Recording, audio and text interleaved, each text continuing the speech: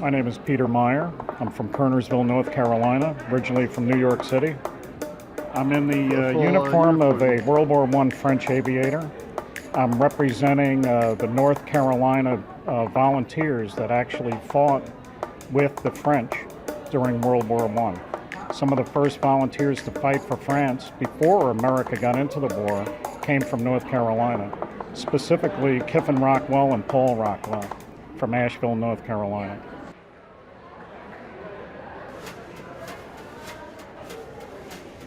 In this special podcast from the Distance Learning Center, we're talking about special events. The events that take over the whole campus and bring students, employers, community groups, and K-12 students into contact with each other, all right here at ACC. Recently, I sat down to talk with Dr. Liz Riley and with Sherry Singer to hear about events that they have organized through their departments. My name is Mercer Bufter, and along the way we'll be hearing from conference volunteers, participants, and organizers. And at the end of this podcast, we'll learn more about those two brothers from Asheville, North Carolina. You know, the ones who went off to fight about 100 years ago? Stick with us. I'm Sherry Singer, and I'm Department Head for Social and Behavioral Sciences. North Carolina in the Great War was a one-day exhibit that was brought to us by the North Carolina Archives and the North Carolina History Museum, the Division of Cultural Resources.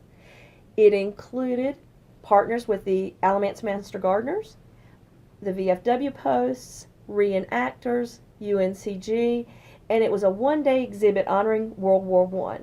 And it was an interactive exhibit for ABSS students and our campus students, and we had about 1,000 students on campus that day. I'm Liz Riley, and I am the Department Head for Horticulture Technology. So the week of spring break during 2018, the Horticulture Technology Department at Alamance Community College hosted the National Collegiate Landscape Competition, which is put on by the National Association of Landscape Professionals. This is an annual competition that takes place. It moves around the country. The host school changes every year. So we were really fortunate. We were only the fourth community college in the past 42 years to be able to host this event. And this brought industry members from across the country, community colleges, universities, junior colleges from across the country, all to Alamance Community College's campus for a span of about 4 days.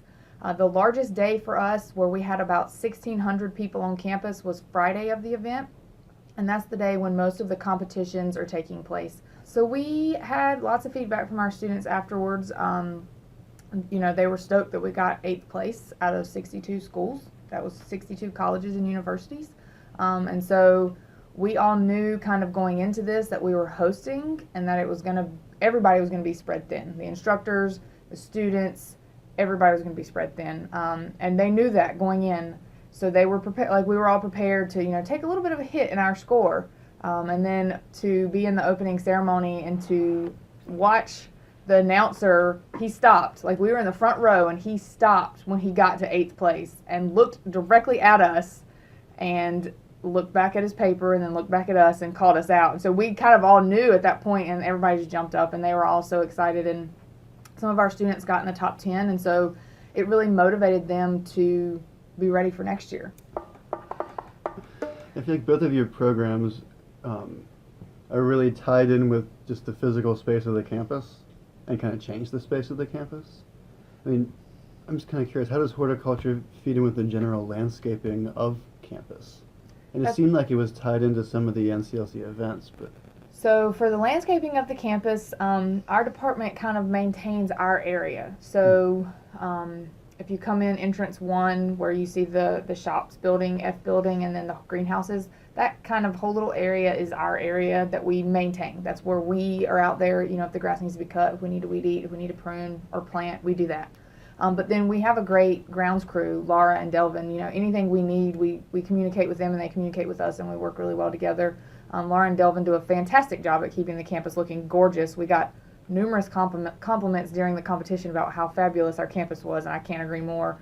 And so, if we have something where we need the students to get experience with hardscapes or more planting or design or anything like that, we work with them to find the best areas.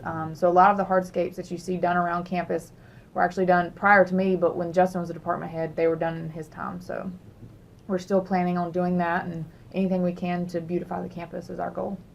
Yeah, so the campus does become kind of a learning environment for the Kind students, of just a big right? classroom. Yeah. It's a big outdoor classroom, which is awesome. And like I had a high school tour yesterday where I showed them a video talking about, you know, be passionate, love what you do all this kind of stuff. And they were looking at it and I was like, what key words did you hear? You know, be passionate, go to work, love what you do. I was like, I get up every day and I come to work.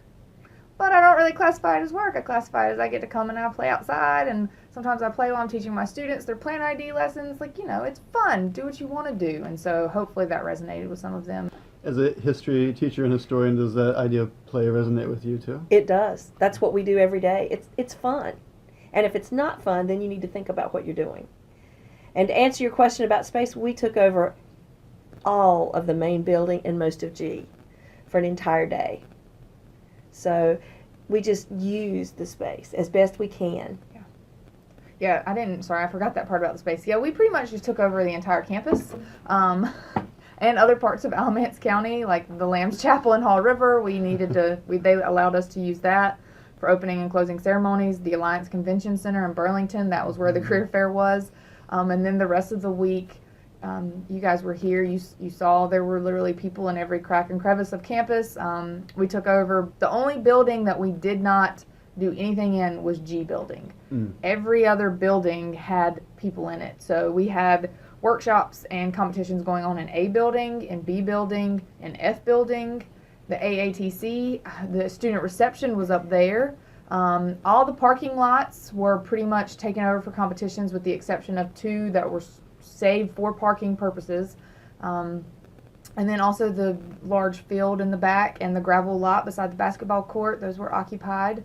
The trees were occupied in many areas. So, you know, we took it over horizontally and vertically as much as we could. And it worked perfectly. People really enjoyed that it was so close together because some of the other bigger colleges, like last year in Utah, they had 15 passenger van shuttles, and it was really hard if a student had a competition and a 10-minute break to get from one to the other.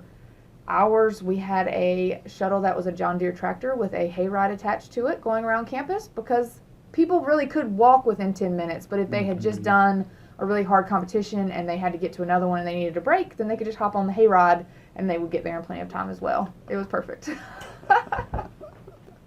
That's so great. And yeah, at the World War I remember walking through and I felt like, you know, I turned one way and there was the music. I turned another way and there was a man dressed as a French auxiliary flyer. So it was kind of live experiences packed on top of each other. Well, the idea was we knew we had a large number of students coming and we had to funnel them through one space. And so we had to have a flow chart of where people needed to go. And we wanted it bunched up a little bit. So we tried to keep all of the things together so that students could find what they were looking for so that they had more time to look. Having the Student Activity Center with the reenactors gave students the time to you know, spend time with those people and talk to those people. And if they weren't interested in that, they could literally walk across the Activity Center and do some cryptography or color a picture. I had thought that the propaganda coloring sheets that the archives supplied us were going to be a bust. But the high school students really like coloring. I didn't think that, but it was a hit. It really was something just to be on campus during each of these events. As I was walking around, I talked to participants, volunteers, and attendees. Here are some of the voices that I heard. We have about 700 kids coming, but we expect probably close to 1,000 people. My name is Ben Shirley. I teach at Alamance Community College. Pat Pelt, P-E-L-T. I'm part of the Master Gardener volunteer group. So what are you doing today as a volunteer? I'm Carol Heiss. I'm volunteering at the National Association of Landscape Professionals. Coming from Sandhills Community College in Pinehurst, North Carolina. So far, it's been really great. These students are very well prepared. Their instructors that have come along with them have all been very I think it's fantastic. I've seen a lot of people in the community running around. I've seen the media here. I'm here from BYU Provo. I love the whole Alamance team. I've met all of them. They've been. Hi, I'm Rebecca Fetcher. These students are providing cryptography assignments and coloring posters from World War I. How do big programs like the World War I program or like NCLC affect program, school? Well, for our program, we got national coverage and local coverage. The National Association of Landscape Professionals just sent us actually an email last week where they had their marketing team find every single link for every single trade journal that mentioned the competition and sent us that. And it was just link after link after link. So not only were we in, the local newspaper, we were on a local podcast, we were on some other local things, which was great because a lot of our community doesn't know that ACC has a horticulture department. So hopefully we're reaching our local community. But it also looked really good for ACC's horticulture department and the school as a whole because we got so much national recognition, which was fantastic. Our students that we currently have are pumped up. We were able to have about 180 FFA students from local chapters come out on Friday during the competition, and they got to, I spoke to them, and some other industry professionals spoke to them, and then they got to go out and see the competitions. So it really gave them an overview of what horticulture is about. So hopefully that was at least a step in the right direction. Okay, so what's your name and where are you coming from? My name is Megan Luckett, and I'm coming from Sandhills Community College. What's the best part of the experience been? For me personally, so I'm only in one event, which was the plant disease ID, and our kind of pre-event lab where they kind of broke down what we would be doing and giving some examples of some of the pests and how it would go. That was the best for me. It was just a lot of fun. I really enjoyed it, and kind of piqued an interest in a subject matter that I just kind of casually was like, okay, yeah, sure, I'll do plant disease. This is cool, but I have no real interest in it. But now I'm like, oh, that's actually kind of neat. And now I'm sort of curious about it. But New Horizon. Yeah, New Horizon. Yeah, that's a good way to put it. And as far as Alamance itself, I would, just as kind of a plug for you guys, I'm really impressed with your horticulture grounds. I mean, I think you guys have a really kind of a top-notch landscape. So just like looking around when it's not been really, really cold and windy has been really, kind of enjoyable for me. We were just saying we like can't prepare. I was literally just telling them that like. My name is Kennedy Traveler. I'm here from BYU Provo. So it's been really good. It's my first year this year, so it's been a lot different than I was expecting. But it's been like super cool to be able to come here to see obviously all the companies and all the students that are competing from different schools. I didn't realize that it was actually like as big as it is. I didn't know that there were so many people competing in every single event. So it's been really crazy. My name is Rachel File. I'm with BYU Provo. I heard about NCLC and I signed up for it, not entirely knowing what it was going to be like or how many people were going to be here or what. I was just kind of even trying to tell my family about it, and I didn't really know what to say. But now, like, being here and getting to experience it has been really cool because there's so many, I guess, opportunities to have fun and so many opportunities to find, companies to potentially work with. So it's been fun, and it's also been like useful too. So.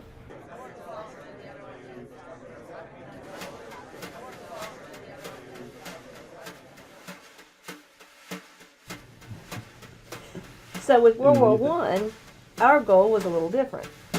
It is, in history, we call it focus local. We want to focus on what happened in North Carolina as much as we can, what happened in Alamance County. And with these events, we want to bring students on our campus.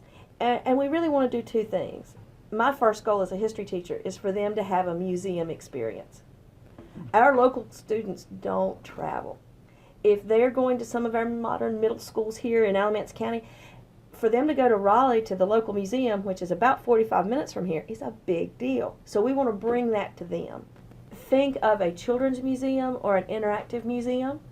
So students came, they were given little takeaways such as a poppy or some trench carts.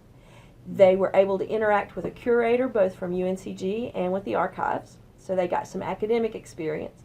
They saw some artifacts from all of our local museums, and then they interacted with reenactors. And the reenactors were probably our biggest hit because those students really enjoyed seeing, touching, messing with all of those 100-year-old objects. We then had interactive tables, much like you'd see at a children's museum. We had coloring a propaganda page, doing some cryptography, but anything that it was active and engaging and included a takeaway. So that was kind of the museum experience we were going for. And we had entertainment. We had our a cappella choir singing World War I tunes, which was a hit. So what do you think are some things that students learn from your events that they don't get in other places in the curriculum? I think workplace skills for our students that volunteered. I think active learning is better. We had 800 students on campus that participated. Just walking through, learning to talk and engage with reenactors and archivists. How often do you get to sit down or speak to our head archivist of the state? So what is your role in the event today? What have you brought with you, and what are you going to be presenting to students? So we're from the State Archives of North Carolina, and we collect public records and private records that relate to the history and culture of North Carolina.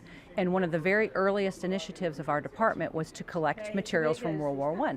So we've brought along some original materials from a variety of sources that have been collected from soldiers and women's groups and photographs and various things to share. From women in the mills to women's groups raising money and writing war lyrics to service mementos, diaries, letters, so all things to share.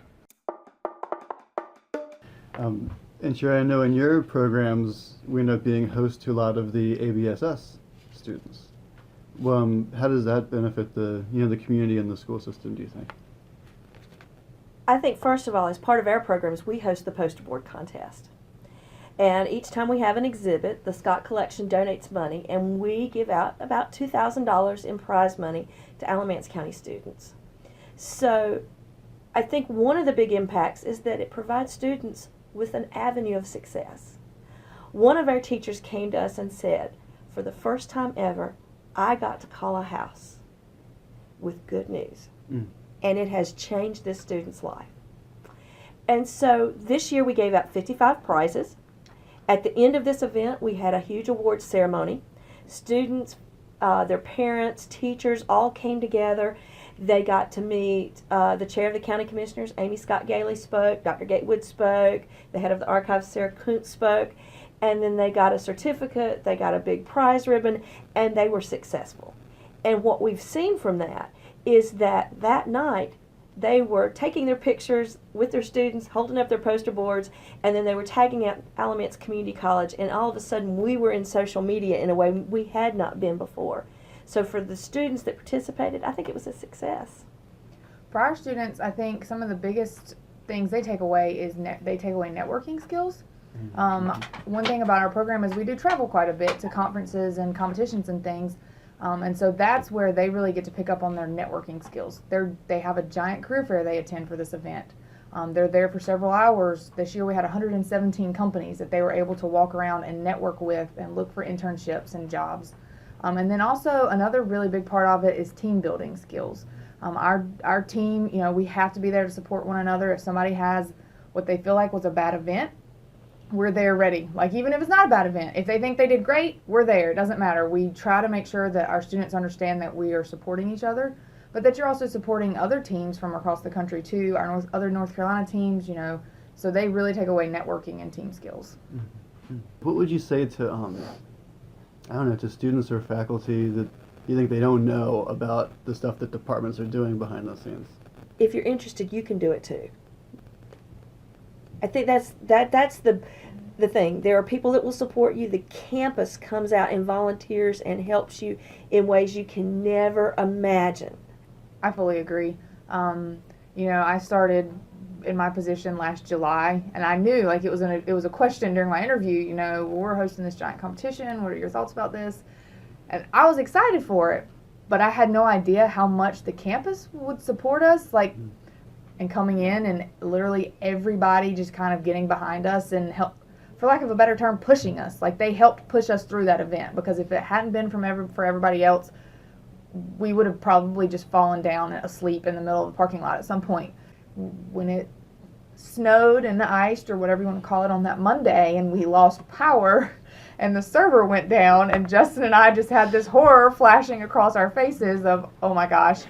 IT was here until late in the evening, also helping with that. Maintenance was here, public safety was here everywhere when we needed them. It was pretty amazing. So we greatly appreciate that. And if you have an event or you have a thought that might engage students or recruit students and expose them to something that they don't even know ACC has, I'm with Sherry. Do it.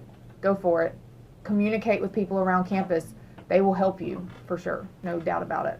And I think we should both probably give a shout out to our public information office and to the print center. Yes. Both of those places help so much. Yes.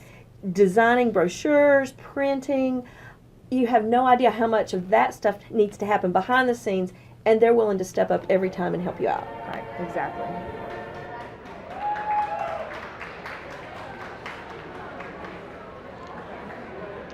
I'd like to extend a big thank you to Dr. Liz Riley and to Sherry Singer and to all the ACC faculty and staff who worked on these events and made them such a success. Now let's get back to the story of 2 North Carolina volunteers who went off to fight in the Great War.